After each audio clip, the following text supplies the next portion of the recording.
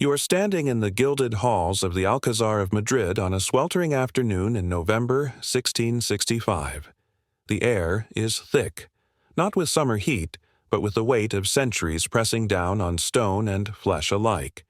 Through the heavy doors, you hear breathing, labored, animal. Not the breathing of a woman bringing life into the world, but something closer to drowning. And everyone in these corridors knows what is happening behind those doors is not birth. It is reckoning. The woman crying out is Queen Mariana of Austria. She is 21 years old.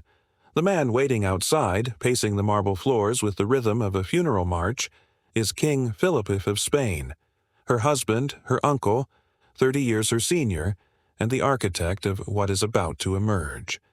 Because what is struggling to enter this world is not simply a child. It is the sum total of 200 years of calculated choices, each one made with absolute certainty, each one bringing the most powerful family in Europe one step closer to creating something that should never have existed. Before we walk further into this palace of shadows, I'd love to know, where are you watching from right now? It amazes me that we're piecing together this forgotten chapter of history together, across continents and centuries, united by our curiosity about what humans are capable of when power becomes obsession. When the infant finally emerges on November 6, 1665, the midwives go silent, not with joy, with horror. The physicians lean in, and what they see makes them step back. This is Charles II of Spain, the last of the Spanish Habsburgs, and his body is already a confession. His head is grotesquely large, his limbs are thin and twisted, and his face carries the signature that has been growing more pronounced with each generation. The Habsburg jaw, protruding so far forward that his mouth cannot close, his teeth cannot meet, his tongue lolls uncontrollably. He is not a child, he is evidence. To understand how this moment became inevitable, you have to go back. Back to when the Habsburgs were not cautionary tales but conquerors. Back to the late 1400s, when Emperor Maximilian I looked at the map of Europe and made a decision that would echo through bloodlines for centuries. He understood something that would become the family's unofficial doctrine. Bella gerent Ali, tu Felix Austria nub, let others wage war. You, happy Austria, marry. Marriage was not romance. It was accumulation, power through bloodlines, wealth through inheritance, and, crucially, keeping it all in the family. The strategy worked with terrifying efficiency. Through meticulously arranged marriages, the Habsburgs came to rule Spain, Austria, the Netherlands, parts of Italy, vast territories in the Americas. By the time Charles V ascended in 1519, the sun never set on Habsburg lands. They had won Europe not with swords, but with wedding vows. But there was a price being paid in silence, in the private chambers, in the bodies of children born from unions that should never have happened. Charles V was the product of first cousins. His son, Philip II, took the strategy further, married 4 times, but his 4th marriage set the template for disaster. In 1570, at age 43, he married his 20-year-old niece, Anna of Austria. She was not just his niece. She was his first cousin once removed. Their family tree didn't branch. It circled back on itself like a serpent eating its tail. Their son, Philip III, was born in 1578, carrying an invisible burden, an inbreeding coefficient already elevated beyond what nature could safely tolerate. But the Habsburgs did not stop. They doubled down. Philip III married Margaret of Austria, his first cousin and his sister-in-law's sister. The mathematics of their relationship is dizzying. They were connected through so many lines of descent that their children inherited not a mix of genes, but a concentration. The same genetic material, over and over, amplifying every weakness, expressing every hidden flaw. Their son, Philip IV, was born in 1605 with the Habsburg jaw clearly visible, but he could still speak, still function, still rule. He would be the last. In 1649, Philip IV made the final, fatal choice. At age 44, he married 15-year-old Mariana of Austria, his niece, the daughter of his sister. Originally, she had been betrothed to his son, but when the son died, the family simply reassigned her to the father. The age difference didn't matter. The moral implications didn't matter. What mattered was purity, keeping Habsburg blood undiluted, keeping power concentrated. What they didn't understand, what they couldn't understand, because genetics wouldn't be discovered for another 200 years, was that they were building a bomb. Mariana tried. She gave birth multiple times. Most of the children died within days. One son, Philip Prospero, survived to age 4.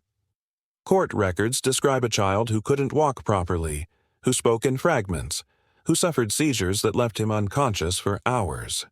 When he died in 1661, the Spanish court was left with a single, desperate hope, that Mariana could produce one more son, one more heir, one more chance. She did. And that is how we return to November 1665, to the suffocating air of that delivery room, to the moment when Charles II entered the world already defeated by it. Modern genetic analysis has calculated his inbreeding coefficient, 0.254. To put that in perspective, that number is higher than if his parents had been full siblings. He was more inbred than a child of incest. He was the living endpoint of an experiment in genetic purity that had become genetic catastrophe. The court tried to hide it. Official portraits were carefully composed, showing Charles from angles that minimized his deformities. Ceremonies were choreographed so he could sit, so his speech wouldn't be required, so foreign ambassadors wouldn't see him drool uncontrollably or make the incomprehensible sounds that were his attempts at language. But whispers spread. The mad king of Spain, the cursed child, the monster born to a queen. Charles didn't speak his first words until he was 4 years old. He didn't walk without assistance until he was 8. His jaw protruded so dramatically that he couldn't chew solid food. His tongue was too large for his mouth.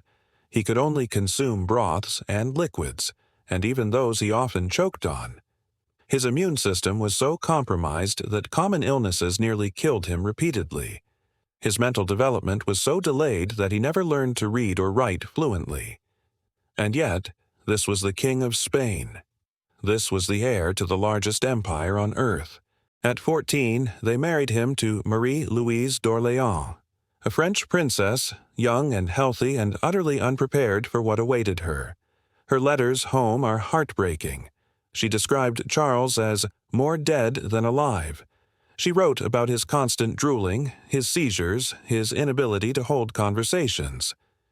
She wrote, with growing despair, about the certainty that he would never be able to father children.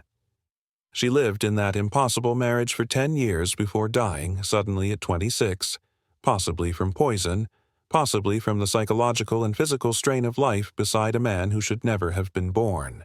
They tried again. A second marriage to Maria Anna of Neuburg, another desperate attempt to produce an heir.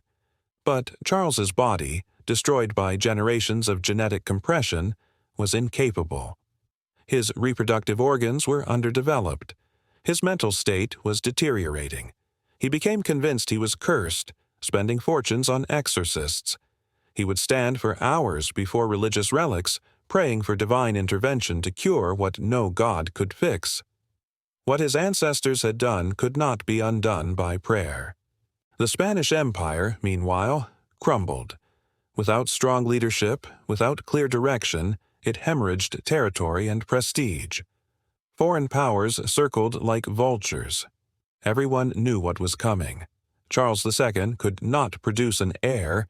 His death would trigger a war for the Spanish succession that would reshape Europe. And Charles knew it. Despite his limited mental capacity, he understood that he was the last. That with him, the Habsburg line would die. And that knowledge became another layer of his torture. He aged rapidly. By his 20s, he looked 60. His hair went gray, his skin took on a corpse-like pallor, his already frail body grew weaker. The seizures increased in frequency and severity. After each one, he would lie unconscious for days, and the court would hold its breath, wondering if this was the end. Foreign ambassadors maintained constant watch, ready to alert their governments the moment the king died. Armies were positioned. Alliances were formed. The War of the Spanish Succession was not a possibility. It was scheduled, waiting only for Charles to stop breathing. He lasted 38 years. 38 years of pain, isolation, confusion, and the constant knowledge that he was a disappointment, that his body was wrong, that he was a living monument to failure. On November 1st, 1700, he finally died, alone except for servants, his wife having long since withdrawn. His last words were unintelligible. Even in death, he could not speak clearly.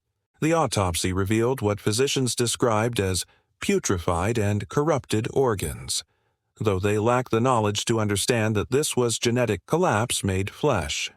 His brain was smaller than normal. His digestive system was malformed. His heart was the size of a peppercorn. His body was a catalog of what happens when bloodlines fold in on themselves for too long, when purity becomes poison. With his death, the Spanish Habsburg line ended.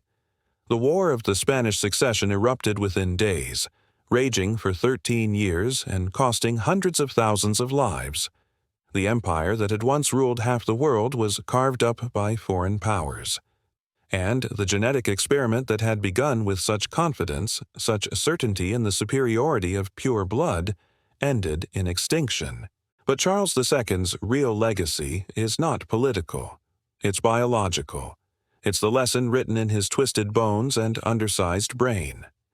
Other royal families, watching the Habsburg collapse, began to change their marriage practices. The extreme inbreeding that had characterized European nobility for centuries started to decline, slowly, reluctantly. But the warning was clear. This is what happens when power thinks it can improve on nature. Queen Mariana lived to see her son's death.